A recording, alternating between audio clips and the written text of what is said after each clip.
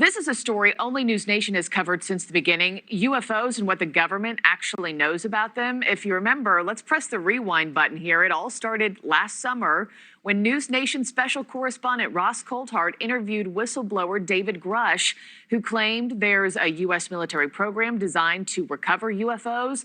And it was our exclusive reporting that sparked a congressional hearing and created brand new legislation mandating transparency on what the government knows about UFOs. So the question now is, why wasn't News Nation invited to this week's UFO Pentagon hearing? Here with the exact same question himself is News Nation special correspondent and investigative journalist Ross Coulthart. Ross, it's good to have you this morning. I know you're upset by this. A small handful of reporters were chosen. You were not one of them, and your exclusive was the catalyst for everything. Make it make sense. Look, there's a crucially important report coming up before the Congress, Marky, and it's coming from the Pentagon's UFO Investigation Office. And it's not just us at News Nation, it's a lot of the news media have been excluded from a very select invite-only meeting where certain journalists are being invited to get an embargoed copy of that report so that they can write their stories before the rest of us. And I think this is reprehensible. I think the Pentagon is playing favourites.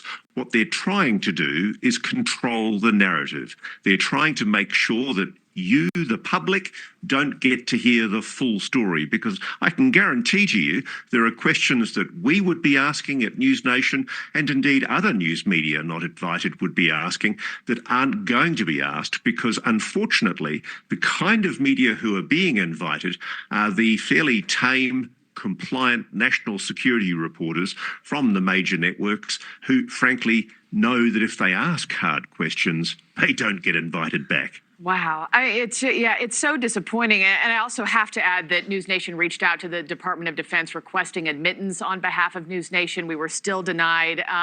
They said, quote, "We're looking to keep any media engagement with AARO or AARO's acting director to a small group." But Ross, you know, if their wish was to suppress interest, if that was their wish, cherry picking a few reporters only caused more buzz. Look, this is just such a ham-fisted action by the Pentagon, Marky. It's ridiculous, because all it's doing is further intensifying public suspicion that the Pentagon, the Department of Defense, the intelligence community have something to hide. And frankly, I know they do.